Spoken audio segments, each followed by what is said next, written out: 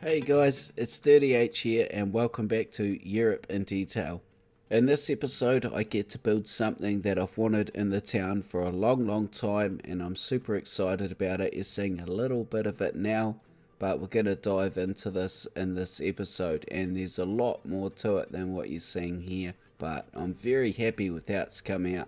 I guess the most important part about today's episode is we're framing the far edge of the village with what we build here. So let's have a wide view and look at exactly where we're building in relation to the rest of the town. And we build it a little bit away from what's originally been built as well, so that we can create a bit of space in between the two for future episodes.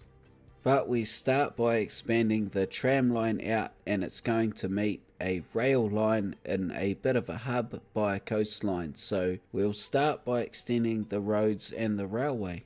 Now, I was tossing up about how I go about connecting this village with the other two villages that I've got planned to build in this series, and I had a tram line running out of the city, and that's not really what I pictured running between these cities or towns. The original idea was to actually have railways connecting the villages, towns, whatever you want to call them, and then have little networks in those individual towns that can connect them up more closely, sort of thing. And I guess I'd never really pictured the tram going cross-country or potentially cross-country between these towns. Like, it just didn't seem right to me. The railway seemed much more appropriate. So if I was going to have a tram in the city anywhere that meets a railway hub, I'd really want it sort of on the outskirts of the town, so that the railway just pokes its head in, meets a tram, and then the tram takes you really into the heart of the town. Now, I'm also going to admit that that is completely my idea. I don't know how realistic that is or whatnot, but my plan from here is to make that as realistic as it possibly can, because I'm also trying to work with the mechanics of the game, and this hub seems to work really well with bringing people in, to the point where I barely have a pedestrian car in the city. Everybody is walking in because they're all coming in via the train, and most of them are using the tram. Some of them aren't, but I will change this as we go in the series. Another thing worth noting with that in mind is I have only one connection into this town at the moment, and eventually this road on this side of the city will connect to an outer connection on the map, which is going to bring in much more car traffic. So I know that's going to happen, so I'm trying to be vigilant about when I do that and make sure the time is right. So I spent some time to change up the connection that I had out here originally that was just chucked in very quickly, to be honest, and just make this a lot more simple. This is just a train line now that splits off in 3 different directions, and I've moved the original train hub that was out here closer to our town. So essentially this train station that you see out here gets moved in and next to the tram stop to create a bit of a hub on the outskirts of the town. So the first thing we do is get the tracks in and make sure the angles and corners are all appropriate and realistic, and you'll see I've just made a bit of a basic loop on the end of the tram track. And then the mission is all about making sure I can get some form of a train station in here.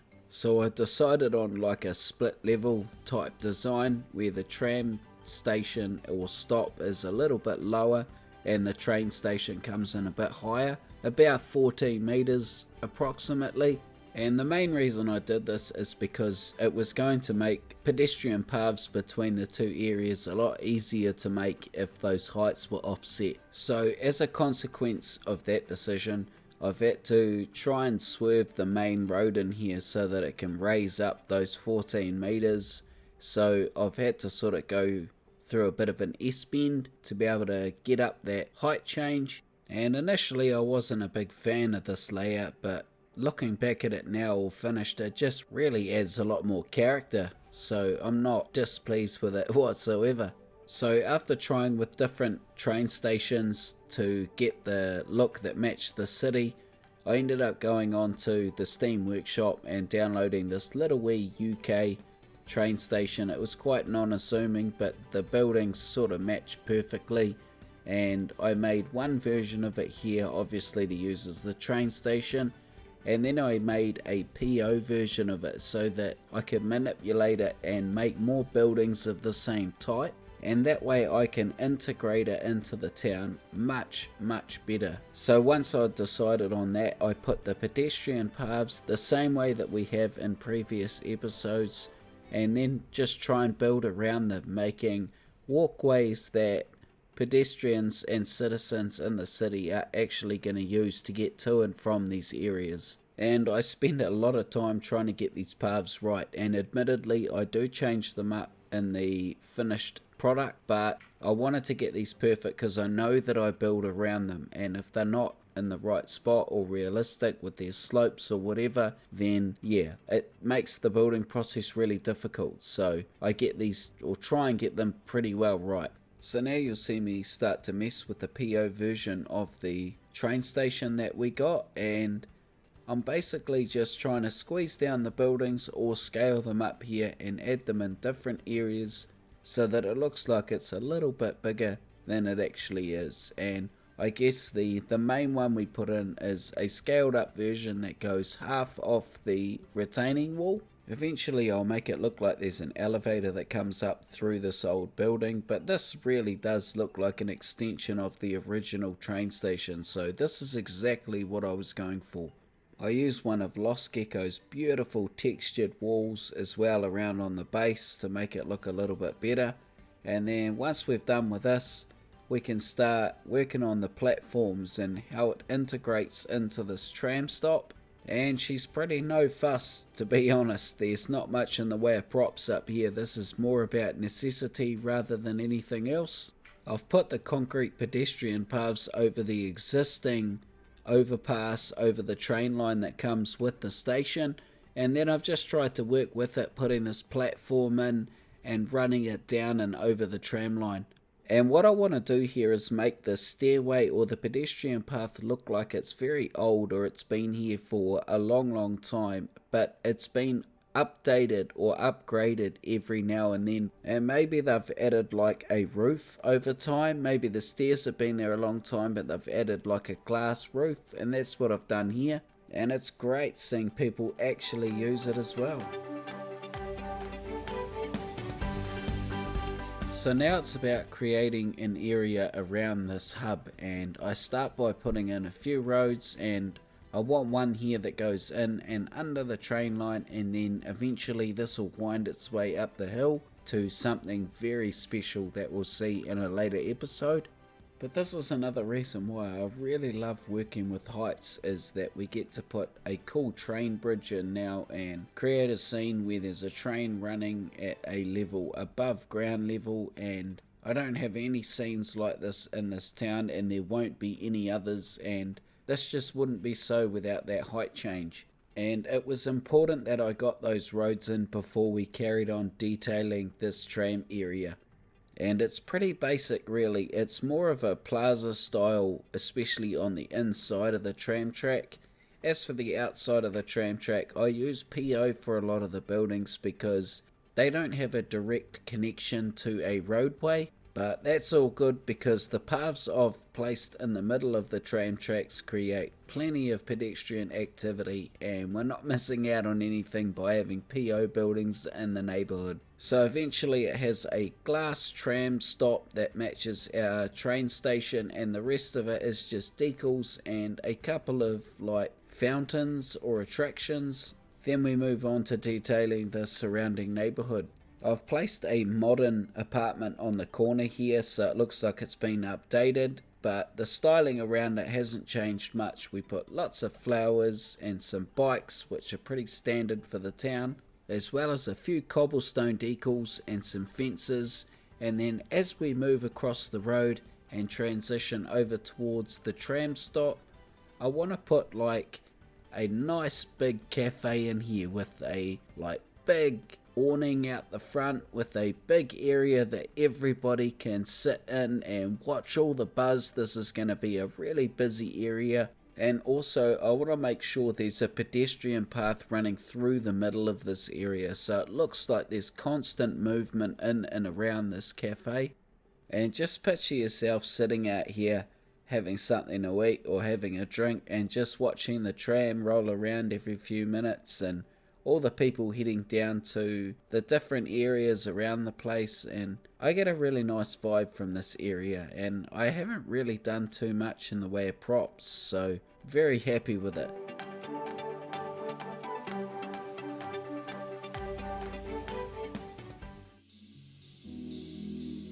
So here we are live in game, guys, and the reason we're doing this is because I have somehow managed to delete all of the build footage for the rest of the episode where I build the beach and the surrounding road, and I am absolutely beside myself is the least I can say. I am absolutely gutted that I didn't have the footage for this beach because it's come out really, really good. So the least I can do is fly around live and show you guys what I built and how I built it. And we'll start with this car park here. So on the edge of the beach, I decided to build a car park. I hate them, I'm against them, but it just felt so right to put this here. The tram station's there. There's more car traffic around this side of the city. Let's play it so we can see them moving. And yeah, the car park, I've got Ivania's really awesome rock props around it because I wanted to make it look like it was on, you know, a non-beautiful part of the beach. The rest of it's all nice sand, and I didn't want the car park on that, so I made it look like it's rugged around here and put a few weeds and stuff in, and we used ploppable asphalt and surfaces to make the car park. This part of it here is usable, and the rest of it is just decals, so hopefully some cars will come and park in here eventually as well. And the rest of the beach is just a really nice golden sand texture. I've used Ronix's tidal decals here to make it look realistic, and that looks really cool. A few umbrellas and props along the beach here as well. This was an actual usable building where citizens came down and sat in here, but something's happened to it and they're gone for whatever reason. There's a nice little boardwalk along here with one coming down onto the beach, and a crosswalk here coming across from the tram station. So it's all pretty simple, but it works well. I think you guys will agree. That looks really, really nice. So as we move up the coast a bit, we come to this road here, and this is the crowning jewel, this road here. This is based on a little town in Italy with a very similar setup, and wow, I mean, that just looks so good. Revo's network retaining walls used again here because they're just amazing, and I don't mind the double skin on the inside. It looks like it's sort of been built twice, or there's been a facade put around it, and yeah, I mean, that's just gorgeous. So Ivania's rock props have been used over here again, some of them tucked under the bridge to give us a bit of depth, and some more of those sort of weeds around as well. So really nice. I'm so wrapped with how that looks. You can see why I'm upset that I have lost the footage for this, guys, because it was really good footage too. So, but never mind, these things happen. So up on the hill here, I've tried to make these buildings look really medieval. You know, these big steep inclines, you wouldn't see modern buildings on these steep inclines, you know, because of construction costs among other things, but medieval buildings is the flavour here, and I've kept it quite simple in terms of detail. Retaining walls to make it look like they're accessible, but they're all just PO buildings up there. As we move down here into this area, these buildings are actually usable because they're close to the road and citizens can move through here. I've got pedestrian paths moving through, so that area there has paths that go up through here around and up here, and they're not going anywhere at the moment, hence why no one's using them, but eventually they'll come up and meet this road up here, and we'll have citizens moving through there. So there's a bike lane coming in here as well from out of town if you're brave enough to bike from another little village, and that sort of just rolls in, and then the rest of the town's pretty bike friendly, so from there you can sort of just make your way anywhere. But that is pretty much it, guys. I hope you like the look of that, because yeah, I really like the look of that, and I felt the need to come and explain exactly what had happened here. So my apologies, I've learnt a lot from that happening, and I'll make sure it doesn't happen again.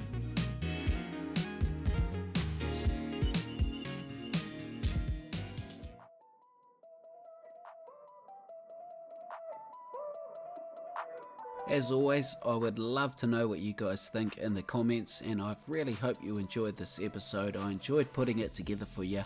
In the next episode we do something very cool, and a few of you have called for it, so I hope you guys enjoy that one. And next week I am premiering a brand new series, so gear yourselves up for that as well, guys. So if you've enjoyed the video, please give it a thumbs up, guys, and I really appreciate your comments. I read them all and I really enjoy your feedback. So have a great day, guys. Spread the love around. Take care of yourselves, and I will see you on episode 9 of Europe in Detail. See ya.